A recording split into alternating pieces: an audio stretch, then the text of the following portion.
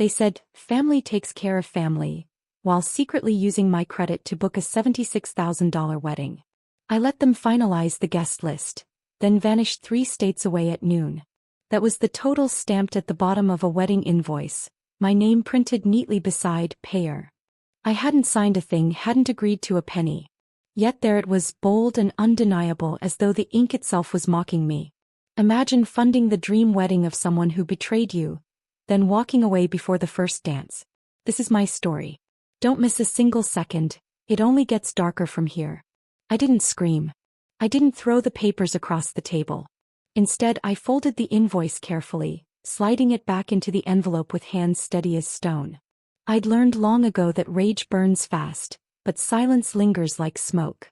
And in silence people make mistakes. The kitchen smelled of roasted chicken that night, though the scent did nothing to steady my stomach. My sister, Evelyn, hummed as she stirred gravy on the stove, her voice light and careless. Across from me, her fiancé, Carl, leaned back in my late husband's chair, legs stretched out like he owned the place. They were laughing. Loud, careless laughter that filled every corner of my home as they talked about champagne fountains and candlelit arches. Their words buzzed in my ears, not because I cared about their plans, but because each detail was another brick laid with my money. I sat quietly, butter knife poised over a slice of bread, my ears tuned to every word. Evelyn clutched a notebook thick with lists, flowers, decorations, seating charts, and tapped her pen with the authority of a general. She was so sure of herself, so certain that her grand vision was already paid for. She wasn't wrong. Not yet. The first clue had come 3 days earlier. A call from the catering company confirming my head count. The woman on the phone spoke briskly, rattling off numbers. 200 guests, prime rib, salmon, vegetarian options.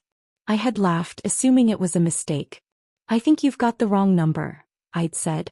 "No, ma'am," she replied firmly. "You're listed as the billing contact. We just need your final approval." I hung up quickly, my fingers trembling as I set the phone back down. I hadn't told anyone. Not then. Instead, I went to the filing cabinet, pulled out my credit card statements and started flipping through the charges. There was one after another. Deposits, reservations, prepayments. Thousands upon thousands. All under my name. And the cruelest part? I hadn't noticed sooner. Now, sitting at my own dinner table, watching Evelyn pass Carl a steaming bowl of potatoes, I forced a smile so faint it barely lifted the corners of my mouth. My silence made them bolder. Carl leaned toward me, his grin wide. "You're a saint, you know that? Not everyone would step up the way you have. Family sacrifice, now that's rare these days." Sacrifice. The word clanged inside me like a dropped pan. I didn't reply, only nodded, tearing a piece of bread into small, perfect squares. Each square felt like a countdown. Evelyn brushed her hair behind her ear, her diamond ring catching the light. "We'll make it up to you," she said, her tone as airy as the steam rising from the food. "Once the wedding's over, once things settle. This is all going to be beautiful. People will talk about it for years." I kept my eyes on the bread, my knife gliding smoothly across the butter. Controlled. Because what Evelyn didn't realize, what neither of them realized, was that I already had something tucked away. Something they hadn't accounted for. I'd been keeping records.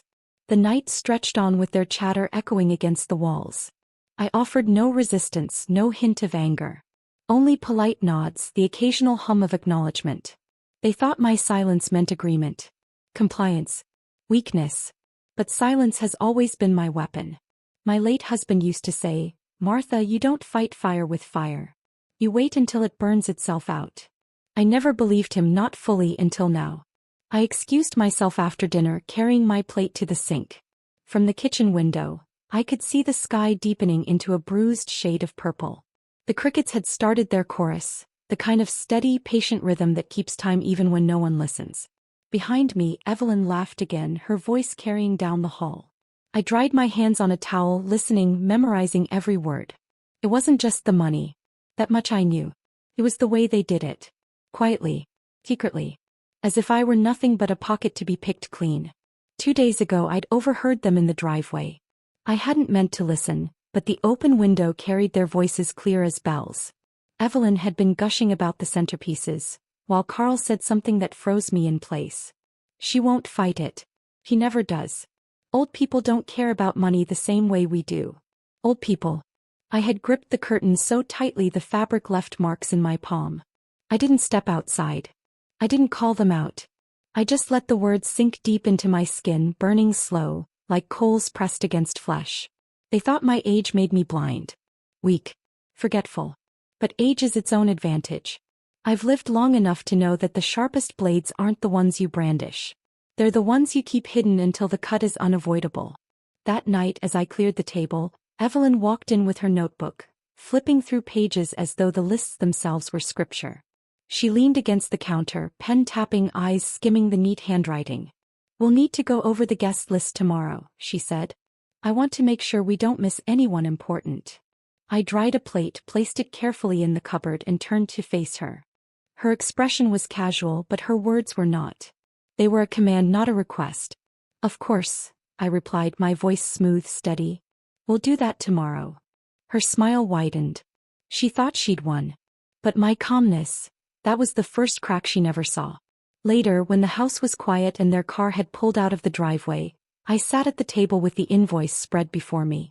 I studied every line, every date, every item purchased with my name. The numbers no longer frightened me. They focused me. I gathered my folder from the cabinet, slipping the invoice inside with the others. Cater. Forest. Venue. Each page was another nail and I was already building the coffin. My hands didn't shake. My breath didn't falter. Because I knew something Evelyn didn't. I had time. And I had a plan. The clock on the wall ticked past midnight. The house was silent, but my mind wasn't. I could still hear Carl's laugh, Evelyn's airy promises, the cruel way they spoke of me when they thought I wasn't listening. I closed the folder, sliding it beneath the tablecloth. Tomorrow they'd hand me their guest list, their carefully crafted dream. They would think they were one step closer to forever. But forever is fragile. And dreams? Dreams crumble easiest when they've been built on stolen ground. I stood, pushed the chair neatly back into place and turned off the light. The bill lay hidden in the dark. And so did I. The bill lay hidden in the dark. And so did I. The next morning, the sunlight crept through my curtains in sharp, gold stripes, cutting across the floorboards. I didn't move for a long while. I listened to the tick of the clock, the faint rumble of a truck passing down the street, the ordinary sounds of a neighborhood that had no idea what was happening inside my house. By 8 o'clock, Evelyn was at my door. She didn't bother knocking, not really. She gave a quick tap, then let herself in, her heels clicking against the hardwood as if she owned the place. She smelled of floral perfume, too strong for the morning, and carried her thick notebook under her arm. "Morning," she chirped, sliding into a chair at the kitchen table. "We've got a lot to get through today." I poured myself a cup of coffee, slow and deliberate, letting the steam curl against my face before answering. "Do we?" She grinned, tapping her pen against the notebook. "Guest list. Seating chart. I'll need your opinion on the food too, since you're technically hosting." Technically. That word stuck like a thorn. I sat across from her, sipping my coffee, letting the bitterness sit heavy on my tongue. She was so comfortable, so certain that my silence meant obedience. But obedience and patience aren't the same thing. She hadn't learned that lesson yet. By noon, the living room floor was covered in papers. Lists of names, table arrangements, little doodles Evelyn had scribbled in the margins. Carl arrived halfway through, whistling as he stepped inside, carrying sandwiches wrapped in paper. He handed one to Evelyn, then tossed the other toward me like I was a dog waiting for scraps. "Turkey. Didn't think you'd want anything fancy," he said with a smirk. I caught the sandwich before it slid off the table, placing it neatly beside my coffee cup. "Thank you."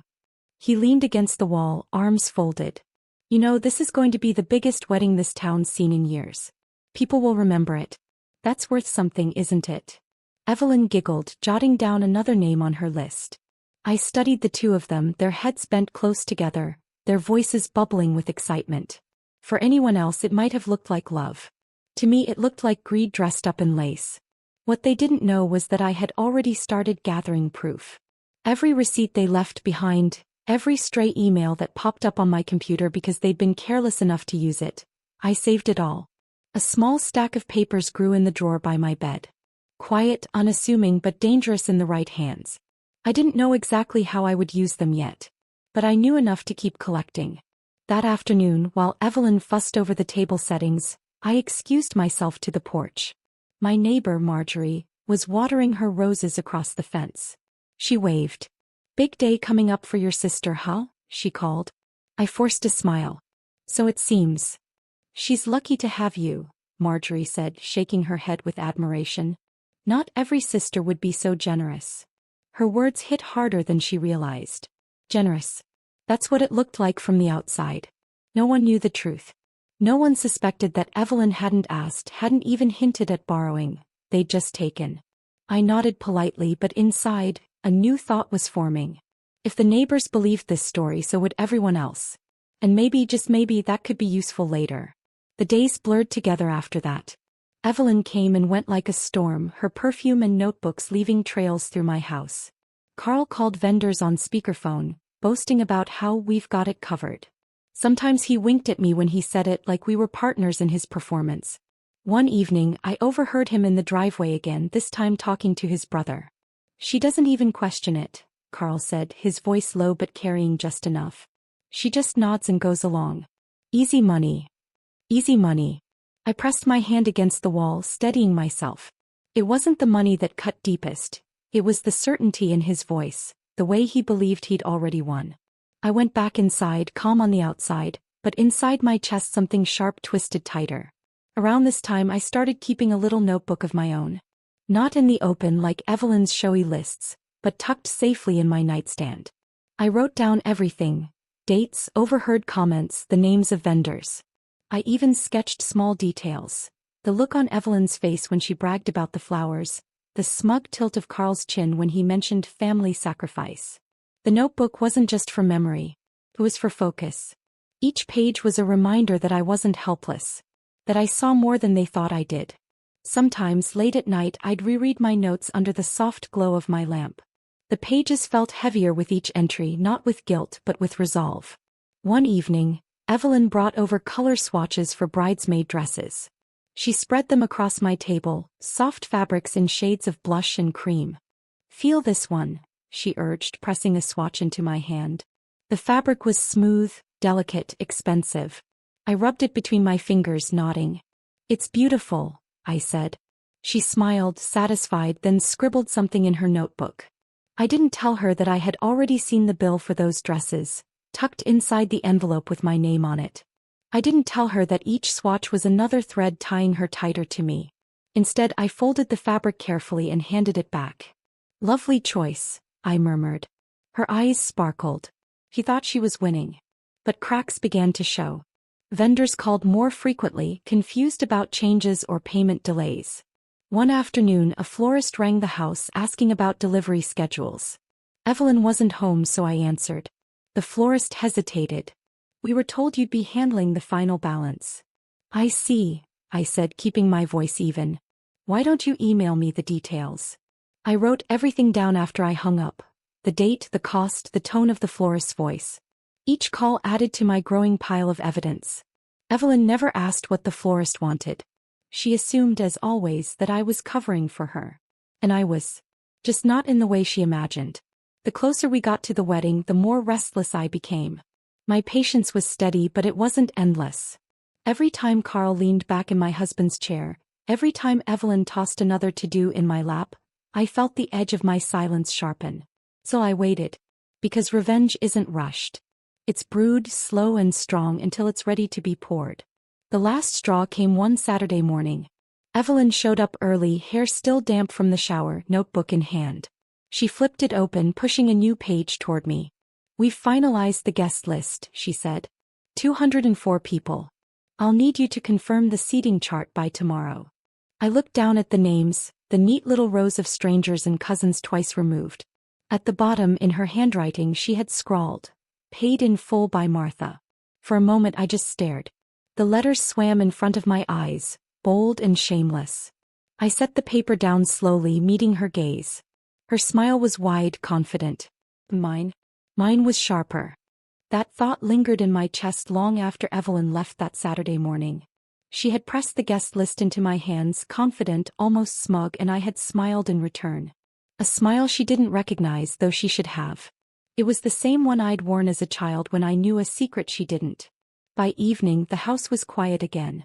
The papers lay spread across my table, names and table numbers neatly arranged. I traced my finger over the ink, not reading the names but feeling the weight of them. 204 people, all tied to me without their knowing. Not to Evelyn. Not to Carl. To me. I gathered the pages, stacked them neatly, and slipped them into the same folder where I kept every receipt, every invoice, every phone message. My private collection. My insurance. My weapon. The night air outside carried the faint smell of cut grass and charcoal, someone down the street cooking on their grill. I opened a window, letting the cool breeze slip into the room, and listened to the distant laughter of neighbors.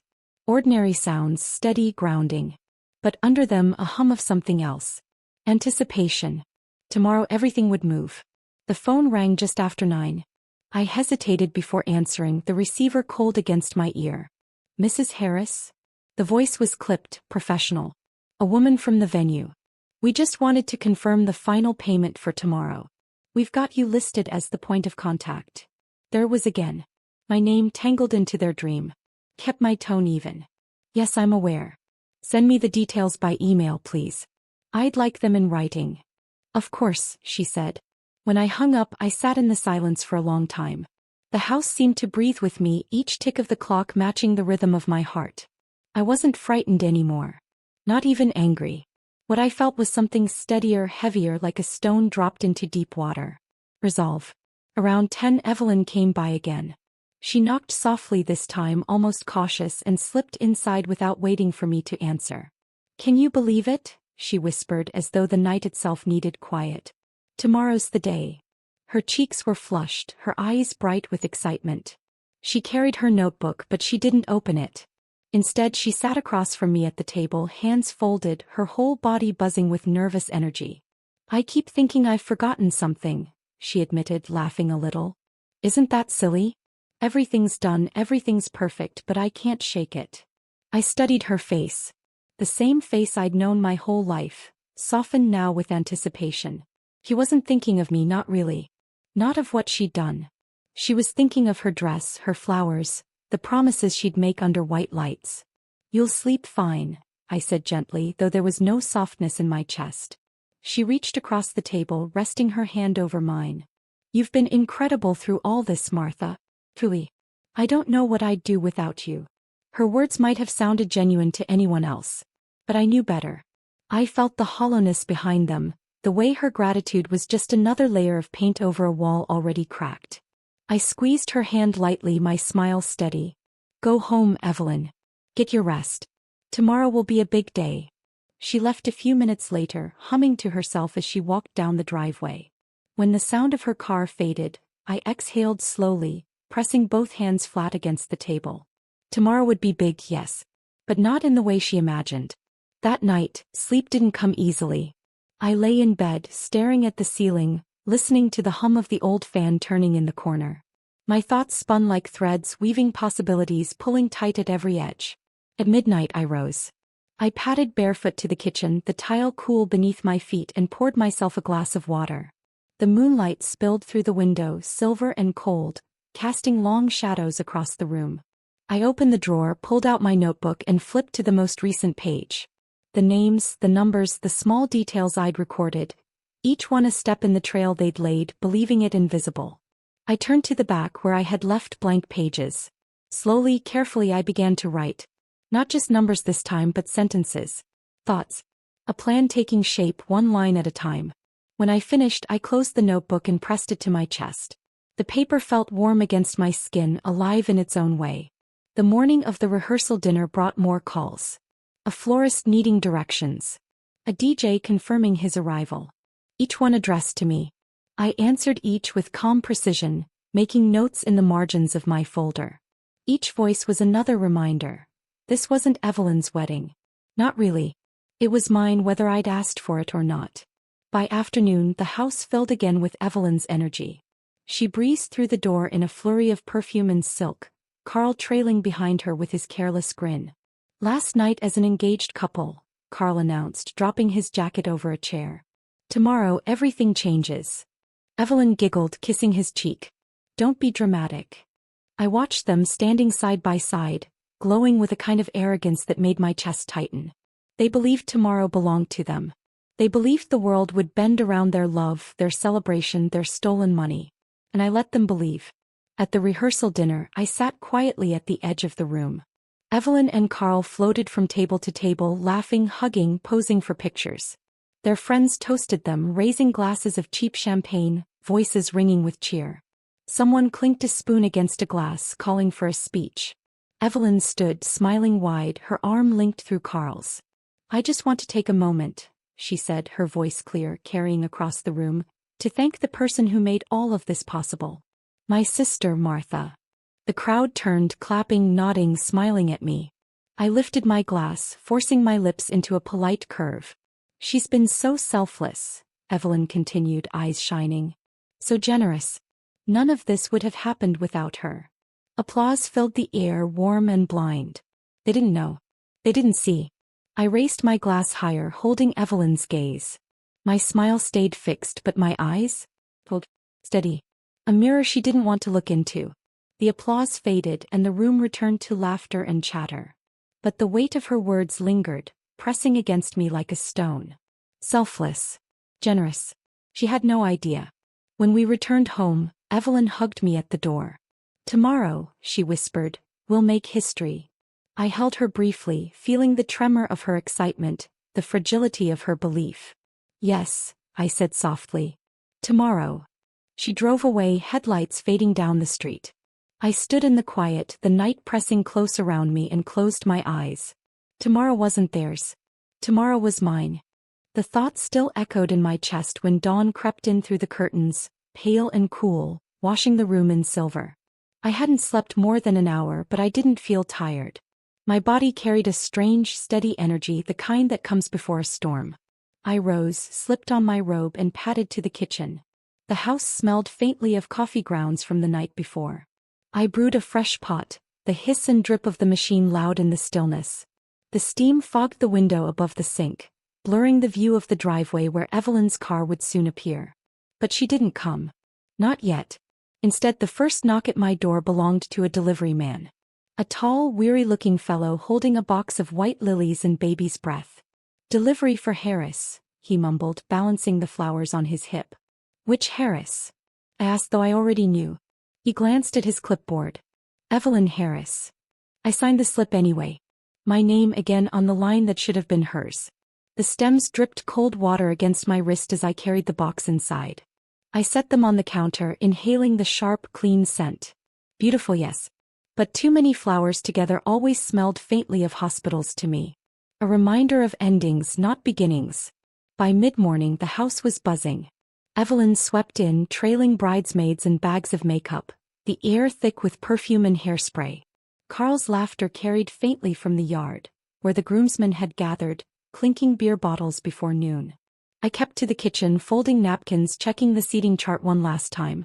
My hands moved steadily, but my mind kept circling back to that box of flowers. To the way the petals looked too soft, too fragile to last through the night. "Are you even listening, Martha?" Evelyn's voice snapped me back. She stood in the doorway, veil pinned loosely in her hair, eyes narrowed. "I heard you," I said, though I hadn't. She rolled her eyes, muttering something about how distracted I always was, then swept back toward the noise of her friends. I exhaled slowly, setting the napkin down. My pulse ticked harder than it should have. Not from her words. Those were nothing new. But from the weight of everything pressing closer.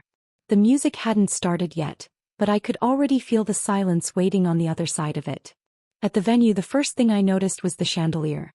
It hung low over the center of the ballroom, crystal drops catching the afternoon light. Dozens of bulbs shimmered, throwing patterns across the polished floor. Beneath it, round tables gleamed with silver cutlery and folded napkins, each place card written in a careful hand. My hand. The band tuned their instruments in the corner, notes floating uncertainly, testing the air. Chairs scraped, staff hurried back and forth, and through it all I stood still, watching. It struck me then how much of myself was already sewn into this room. My fingerprints on every detail. My time. My money. My name. And yet not a single person here would speak it aloud tonight. Not the way it deserved to be spoken. Guests began arriving as the sun dipped lower. Dresses shimmered in jewel tones, shoes clicked against the marble. Laughter rose, the clinking of glasses, the rustle of jackets being shed. I hovered at the edge, smile polite, answering questions when asked. Most assumed I was staff or worse, invisible. Until Aunt Clara found me. "Martha dear," she cried, pulling me into a hug that smelled of lavender and mothballs. Her arms squeezed too tight as if she could wring the years back into us. "You've outdone yourself. Everything is just stunning." "Thank you," I murmured, my voice steady though my throat burned. She leaned in, lowering her voice. "And between you and me, Carl's family, well, they don't quite measure up, do they? Always so loud. So unpolished." I forced a laugh. "It's their celebration too." But in my chest, something stirred. The reminder that this wasn't just Evelyn's day. It was mine as well. A stage set and waiting. When the ceremony began, I stood in the back. Evelyn floated down the aisle, veil shimmering, smile wide and blinding. Carl stood at the altar, puffed up with pride as though this moment crowned him king. The vows passed in a blur. The words, so rehearsed, so empty, seemed to slip past without touching anyone. Rings exchanged, hands clasped, lips meeting as the crowd erupted in applause. But beneath it all, I felt the quiet beat of something else. Not joy. Not love. A clock ticking.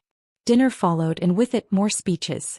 The clatter of forks, the hum of voices, glasses raised and emptied. Evelyn glowed, flitting from table to table, Carl's hand never far from hers.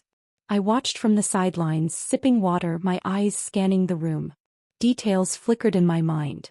The tilt of the chandelier, the slight unevenness of one table leg, the way the band's cables trailed across the floor. Small things. Unnoticed by anyone else. But not by me. The night stretched longer, fuller. The dance floor filled, skirts swirling, shoes scuffing against polished wood. The band struck up brighter songs, faster rhythms, voices raised to match. And then, it happened. Not loudly at first.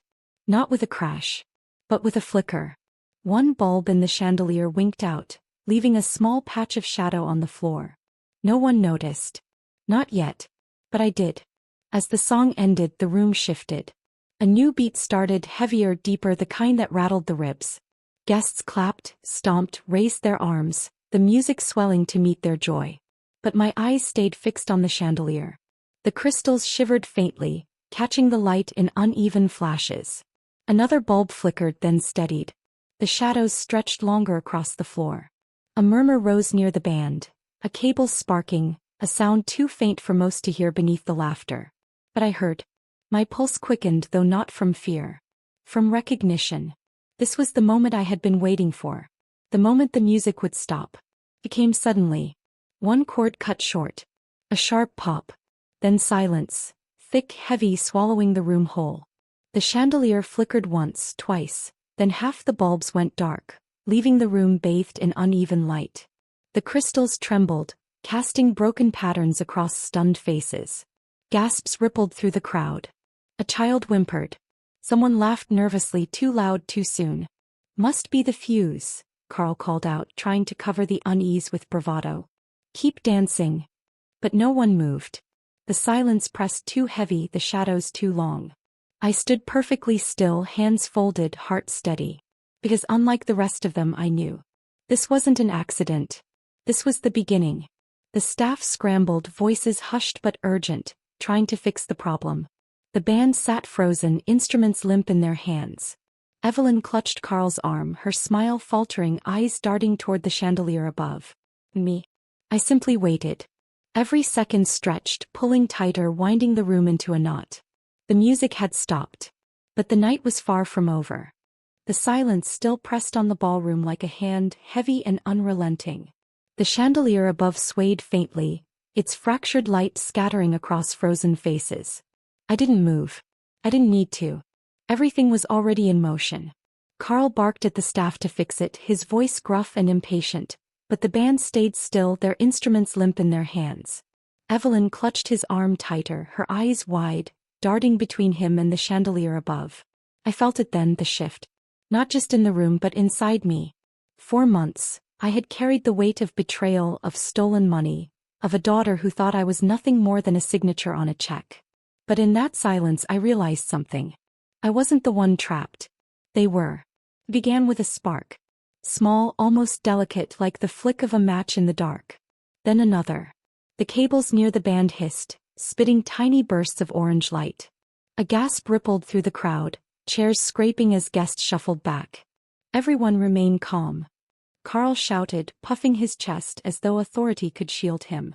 But authority had nothing to do with what was coming. The chandelier gave a long, mournful groan, its chains straining against the ceiling. Crystal droplets clinked softly, a sound almost beautiful in its fragility. I couldn't take my eyes off it. All that glass, all that weight held up by threads. And then it broke. The crash thundered through the room, glass exploding across the floor like diamonds scattered by an angry hand. Screams pierced the silence, guests stumbling, skirts tangling, shoes skidding against marble. Tables toppled, wine splashing like blood across linen. But not a single shard touched me. I stood perfectly still, untouched, as if the chaos bent itself around me. Evelyn's scream rose above the rest. She pulled at Carl's arm, her veil snagging on a chair, tearing in half. Her perfect smile was gone now, replaced by raw panic. "Mother," she cried, spotting me at last, her voice breaking. "Do something." I tilted my head just slightly, the way one might when a child says something foolish.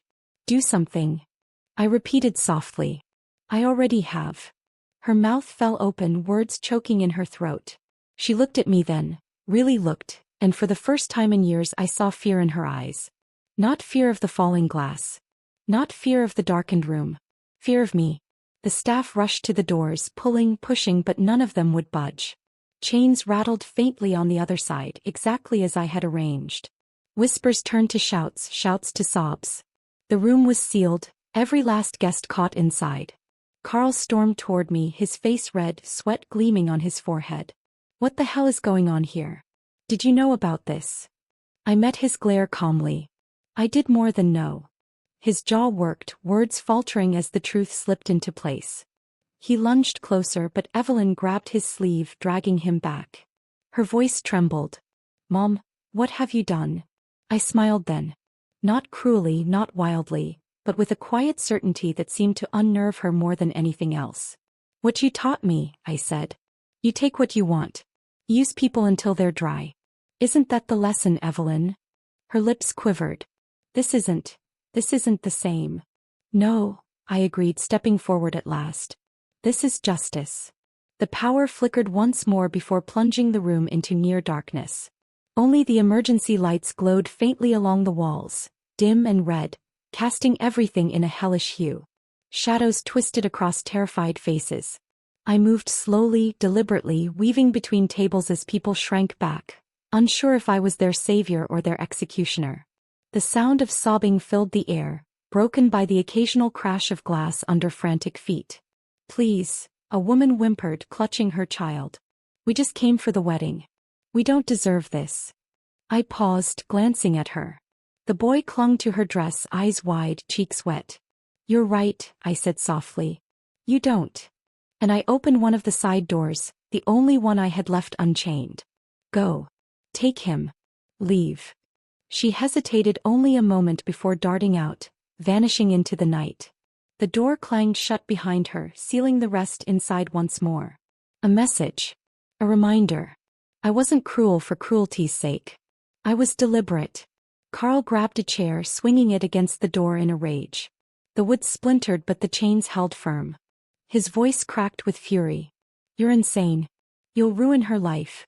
You'll ruin all of us." I laughed then, a sound that startled even me, low, bitter, full of years I could never reclaim. "Her life," I said.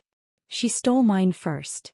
My gaze locked with Evelyn's, and for a moment time itself seemed to still. $76,000, Evelyn. Every penny of my savings. My future. My freedom. And for what? So you could play princess for a day. She shook her head violently, mascara streaking her cheeks. "I was going to pay you back." "Lies."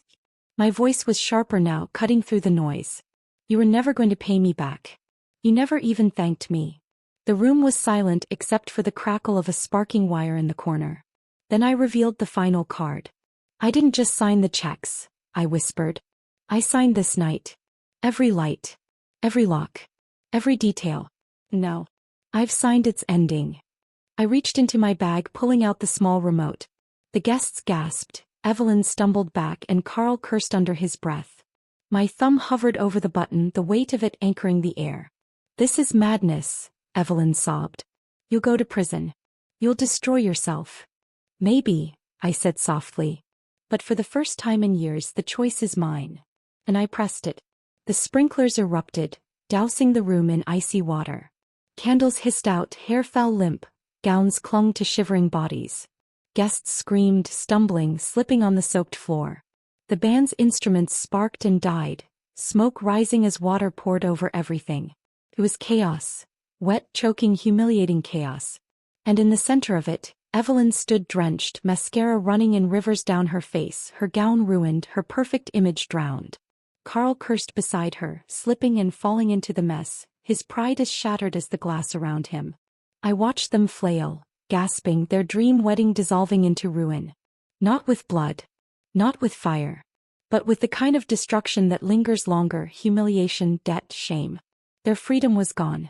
And mine had just begun. By the time the fire department forced the doors open, the guests poured out like rats fleeing a sinking ship. No one looked at me. No one spoke my name. They were too busy coughing, wiping their eyes, clutching at their ruined clothes. Evelyn and Carl stumbled out last, shivering, defeated. Their future, the one they built on my back, drowned in the wreckage. I stepped out into the night air, the cool breeze brushing my soaked hair back from my face. For the first time in years I felt light. Weightless. Evelyn called after me, her voice hoarse. "Mom. Wait. Please." I turned, meeting her eyes one final time. "You wanted freedom," I said quietly. "Now you have it. Just not the kind you dreamed of." Her mouth opened, but no words came. Only silence. I walked away, the sirens fading behind me, the night stretching wide and open ahead. And for the first time it truly belonged to me. I didn't lose everything that night. I gained a different kind of freedom. If this story struck a chord with you, you're not alone. Subscribe now for more powerful revenge and betrayal stories, each one raw, emotional, and unforgettable. Your story might just be next.